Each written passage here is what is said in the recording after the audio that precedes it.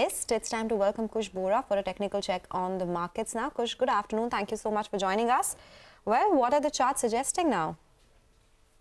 Hi, good afternoon. First up, thank you for having me on the show. Along with the charts, I'd also like to point out the derivatives data. Closer to the expiry, the derivative data is starting to freeze up now. And what you can see is 18,000 put options seeing a strong buildup and 18,200 calls seeing a strong buildup.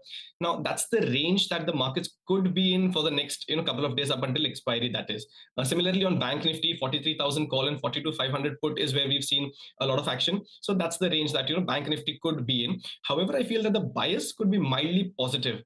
So a 17,800 on a slightly broad basis on the downside and 18,200 on the upside on Nifty, and 42,200 on the Bank Nifty on the downside and 43,100 on the upside.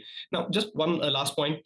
The VIX has spiked from 12 to about 15 and a half levels, and this could cause a bit of a storm in a teacup kind of a situation, right?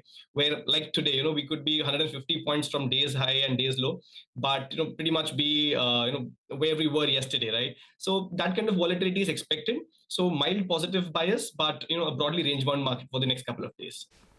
Expect a range-bound market for the next couple of days. Kush, what about stocks? I guess that we could still expect some action there because we've got the expiry on Thursday.